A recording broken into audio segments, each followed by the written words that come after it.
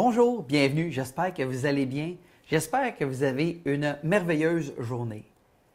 Le sujet de notre vidéo aujourd'hui, c'est comment diminuer vos symptômes d'asthme et d'allergie. Ça, c'est quelque chose de plus en plus important puis de plus en plus présent dans notre vie. Parce qu'on a juste à porter attention au nombre de gens autour de nous qui ont des allergies ou qui font de l'asthme. C'est en augmentation constante et il y en a plein partout. Aussi, on a juste à aller à la pharmacie pour voir à quel point il y a des nombres, la quantité de médicaments ou de produits qui aident, qui sont faits pour essayer de traiter les symptômes d'allergie puis d'asthme. C'est effarant le nombre qu'on peut trouver en pharmacie. C'est des murs complets. Donc aujourd'hui, je donne 3 trucs pour diminuer vos symptômes d'asthme et d'allergie. Aujourd'hui, moi, je vais vous parler de qualité de l'air. Pourquoi je vous parle de qualité de l'air? C'est qu'au fond, il y a des statistiques qui disent qu'en Amérique du Nord, on passe environ 90 % de notre temps à l'intérieur des bâtiments. À l'intérieur au travail, à l'intérieur des bâtiments à la maison. Donc, on passe beaucoup de temps à l'intérieur. Puis si vous êtes comme moi, vous êtes dans un pays froid, moi je reste au Québec, on a une température qui n'est pas toujours clémente à la longueur d'année. Donc, c'est-à-dire qu'il y a des temps de l'année où c'est un peu froid, puis ça nous tente peut-être un petit peu moins de passer toutes nos journées à l'extérieur. Donc, c'est vraiment pour ça qu'il faut penser, on passe beaucoup de temps dedans, ça veut dire qu'il faut vraiment porter attention à la qualité de l'air qu'on respire à l'intérieur des bâtiments. Laissez-moi vous parler de quelques statistiques marquantes. L'Organisation mondiale de la santé, l'OMS, déclare qu'il y a 5,5 millions de gens qui décèdent par année des suites d'une mauvaise qualité de l'air intérieur des bâtiments. Je ne sais pas pour vous, là, mais pour moi, 5,5 millions de gens, c'est beaucoup de monde. Puis la première chose qui me vient à l'esprit, c'est, Moses, il y a des gens qui décèdent pour rien. Parce qu'on peut améliorer la qualité de l'air intérieur. Puis d'ailleurs, les trucs que je vais vous donner aujourd'hui, c'est par rapport à ça, pour aider cette qualité de l'air-là. Donc, il y a 5,5 millions de gens qui décèdent, c'est inutile. Mais moi, ce que ça me dit aussi, c'est que s'il y a 5,5 millions de gens qui meurent, il y a probablement beaucoup de gens, beaucoup plus de gens que ça, qui sont incommodés, qui ont des réactions par rapport à la mauvaise qualité de l'air intérieur, mais qui ne décèdent pas. Donc, ils sont affectés grandement par cette mauvaise qualité de l'air intérieur-là. Et c'est ces gens-là qu'il faut essayer d'aider le plus possible aussi. Là, donc, les causes qu'on pointe du doigt, ce qu'on pense qui sont les causes majeures, les spécialistes en santé environnementale disent que les 2 raisons qui sont les plus souvent mentionnées sont, il y a environ, depuis 1970, les années 70, on a environ 2000 % d'augmentation des produits chimiques dans notre environnement immédiat. Hey, 2000 % d'augmentation, c'est beaucoup ça. Et on a une grande augmentation de la pollution. Donc, ces 2 choses-là ont un impact majeur si vous êtes asthmatique ou si vous avez des allergies. Parce que les gens qui ont des allergies et qui ont de l'asthme sont plus fragiles, ils sont plus susceptibles d'être affectés par une mauvaise qualité de l'air intérieur que les gens qui n'en ont pas. Sauf que ce qui est important de savoir, c'est que vous ayez des allergies, de l'asthme ou non. La qualité de l'air intérieur a un impact majeur sur votre santé à vous aussi. Vous n'avez juste pas de réaction par rapport à ça. Si on regarde au niveau des dernières statistiques qui sont entrées au niveau de l'asthme, il y a environ 1 enfant sur 7 qui est asthmatique. 1 enfant sur 7. Et ça, c'est 4 fois plus, 400 % d'augmentation par rapport aux années 1970. Donc, dans les 40 dernières années, on a eu 400 % d'augmentation des gens asthmatiques. Pour les gens qui ont des allergies, c'est la même chose, c'est en croissance constante et ça ne diminue pas du tout. Donc, le but, c'est les 3 trucs que je vais vous donner dans quelques secondes, c'est pour vous aider à diminuer vos symptômes pour avoir une meilleure qualité de vie. Une fois qu'on est rendu là à parler des trucs, des statistiques et tout ça, on fait quoi maintenant? Qu'est-ce qu'on fait aujourd'hui? Bien, mes 3 trucs que j'ai pour vous, ça commence dès maintenant. Je vous les donne, les 3 trucs. C'est des trucs faciles que vous allez pouvoir appliquer chez vous dès aujourd'hui. Et avant de commencer, laissez-moi vous donner un petit peu la philosophie en dessous de tout ça, que moi je trouve très bonne pour vous imager ce que les différentes toxines et les produits chimiques font au niveau de notre corps, mais c'est aussi la façon de voir un petit peu au niveau de plusieurs spécialistes en santé environnementale. Au fond, l'exemple du verre vide. Notre corps, c'est comme un verre vide. Puis dans la journée, hein, on remplit notre verre parce qu'on est en contact avec des produits chimiques, des toxines, et ainsi de suite. Ça remplit notre verre. Des allergènes, ça remplit le verre. Plus le verre se remplit rapidement, plus on a des chances qu'il déborde. Hein? Plus on a des chances qu'on ait des symptômes.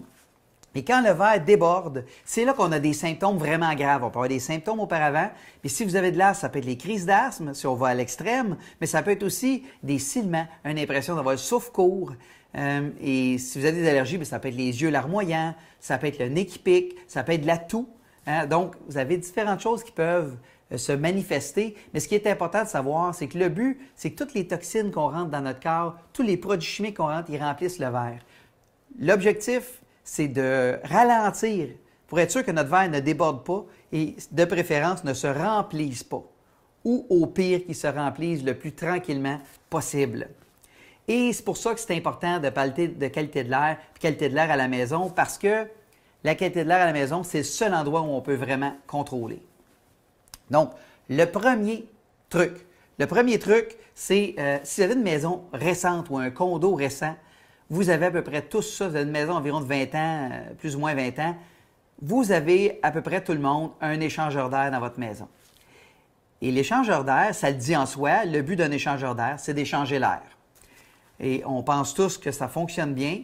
Effectivement, quand ça fonctionne comme c'est supposé, ça va extrêmement bien.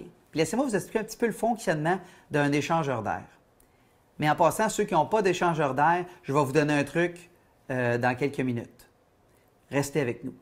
Pour ce qui est de l'échangeur d'air, comme un échangeur d'air fonctionne, la plupart des gens ont une roulette avec un pourcentage d'humidité au mur. Et ça contrôle votre échangeur d'air. Donc, l'échangeur d'air, souvent les spécialistes de climatisation ou de ventilation vont vous dire ajustez ça à 35 %. Donc, vous le mettez à 35 %. Si dans votre maison, il fait actuellement 40 % d'humidité, donc c'est plus élevé que le pourcentage que vous demandez, votre échangeur d'air va fonctionner continuellement tant et aussi longtemps qu'il n'aura pas ramené à 35 %. Donc, à ce moment-là, votre échangeur d'air fait parfaitement son travail. Il prend de l'air intérieur, il l'envoie à l'extérieur et il prend de l'air extérieur qui amène à l'intérieur. Donc, le but, c'est de diluer les produits chimiques, de les diluer dans l'air et l'échangeur d'air fait très bien son travail. Le problème arrive quand c'est l'inverse, c'est-à-dire que vous avez un 35 % à votre ajustement, mais dans votre maison, il fait juste 25 %, comme ça arrive dans beaucoup de demeures l'hiver. À 25 %, vous demandez 35 %, ce qui va arriver, c'est que votre échangeur d'air, à ce moment-là, comme le pourcentage d'humidité réel dans votre maison est plus bas que ce que vous demandez, il ne fonctionnera jamais, jamais, jamais. Et à ce moment-là, on pense tout être sécuritaire parce qu'on a un échangeur d'air. Ce qui arrive, c'est qu'il n'y a aucun échangeur d'air échange d'air qui se fait dans la maison. Aucun. Donc, je vais vous donner un truc par rapport à ça. Quoi faire avec ça? Très simple. Vous prenez une minuterie, que ce soit peu importe votre cellulaire, et ainsi de suite, vous mettez une minuterie. Vous réglez ça entre 20 et 30 minutes. Vous allez à votre roulette de votre échangeur d'air, vous le mettez à 0 %. À ce moment-là, votre échangeur d'air va fonctionner. Il va faire de l'échangeur d'air dans votre maison. Quand la minuterie sonne parce que le temps est écoulé, vous allez le remettre au pourcentage que vous aviez demandé originalement. Puis ce que ça a fait, c'est que vous avez fait de l'échange d'air dans votre maison, vous avez rentré de l'air frais, vous avez dilué les polluants dans la maison et vous en avez sorti aussi. Fait que vous avez fait la job et si vous faites ça une fois par jour, vous allez voir vraiment rapidement l'amélioration de la qualité de l'air. Ça, c'est le premier truc. Mais, ah oui, c'est vrai, je vous ai dit que si vous n'aviez pas d'échangeur d'air, il y avait quelque chose à faire. Ah, c'est très simple. Faites ce qui se fait depuis des centaines d'années. Vous ouvrez les fenêtres. Là, c'est plus dur un petit peu de vous dire combien de temps, mais faites aérer votre maison, faites rentrer, même si c'est l'hiver, faites rentrer de l'air frais dans la maison. Vous allez rentrer de l'oxygène, vous allez rentrer de l'air frais et vous allez diluer aussi par le même fait les produits chimiques dans l'air et les toxines. Ça va vous aider aussi beaucoup. Fait que vous pouvez utiliser ce truc-là. C'est un petit peu moins facile que l'échangeur d'air, mais ça fonctionne très bien et ça fonctionne depuis des centaines d'années. Le truc numéro 2, le deuxième. Conservez de 35 à 40 d'humidité dans votre maison 12 mois par année. À la longueur d'année, ayez au moins 35 à 40 d'humidité dans l'air. Pourquoi on fait ça? C'est que premièrement, si vous êtes asthmatique, ça se peut que votre médecin ou votre pneumologue vous ait déjà dit « Tenez 35-40 d'humidité autour de vous, ça va vous aider. » Bien, ils ont tout à fait raison parce que à ces pourcentages d'humidité-là, les voies respiratoires sont lubrifiées, sont moins secs et ça aide beaucoup.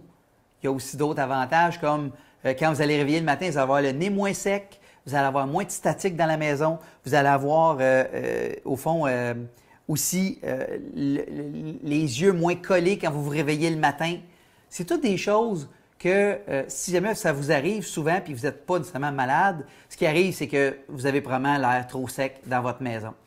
Mais il y a une chose qu'ils ne vous disent pas, par exemple, c'est qu'au niveau des allergies puis au niveau de l'asthme, la plupart des produits chimiques dans l'air sont inactivés entre 35 et 40 Fait que ça, ce n'est pas véhiculé. Les gens ne vous donnent pas cette information-là.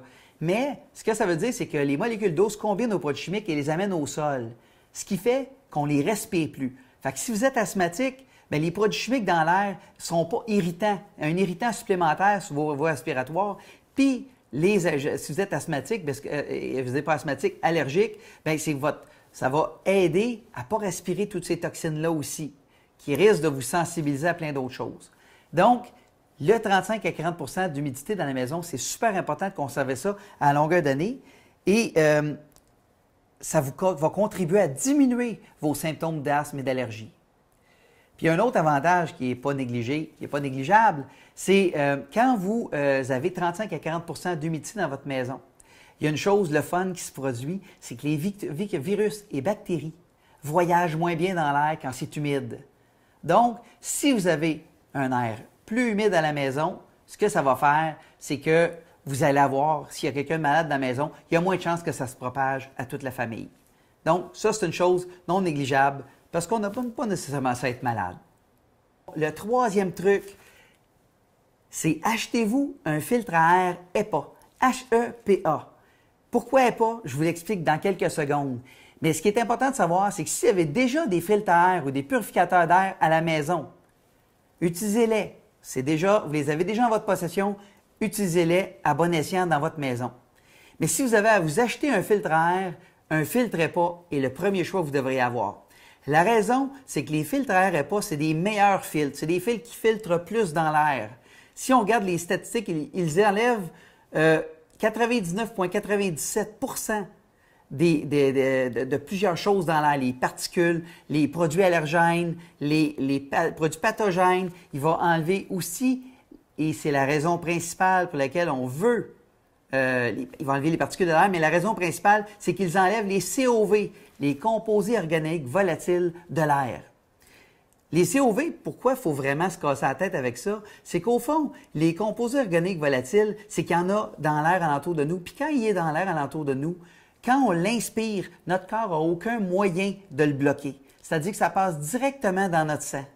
Donc, les produits chimiques rentrent directement, puis on n'a aucun moyen de les arrêter. Et c'est pour ça que c'est important d'enlever les COV de l'air. Et les filtres HEPA sont le meilleur filtre que vous pouvez avoir pour faire ça. Donc, les COV, ça provient de plusieurs choses. Ça peut provenir de la peinture, ça peut venir des meubles agglomérés dans lesquels ils émettent dans l'air, ça peut être des produits de nettoyage, des produits d'entretien. Ça peut aussi provenir de différentes sources comme les purificateurs d'air ou les rafraîchisseurs d'air qu'on a souvent dans nos maisons. Ces produits-là envoient plein de COV dans l'air qui passent directement dans notre sang. Donc, il faut absolument les enlever. Et une fois qu'on a enlevé, plus on enlève de particules, plus on enlève de COV de l'air, ce que ça permet de faire, c'est de respirer un air plus pur, d'avoir moins de toxines dans notre corps, notre corps, il travaille fort. Quand on rentre des produits chimiques à l'intérieur, notre corps doit travailler fort pour les éliminer. C'est très difficile. Fait qu'on donne une chance à notre corps, puis en même temps, quand je parlais de l'exemple du verre tout à l'heure, c'est que ça permet à notre verre de se remplir moins vite. Donc, en espérant que cette courte vidéo vous a aidé, laissez des commentaires sous cette vidéo aussi. Allez voir le défi du jour et la question du jour et laissez-nous vos commentaires, vos impressions. Donc, je vous souhaite une très belle journée. On se revoit lors de la prochaine vidéo.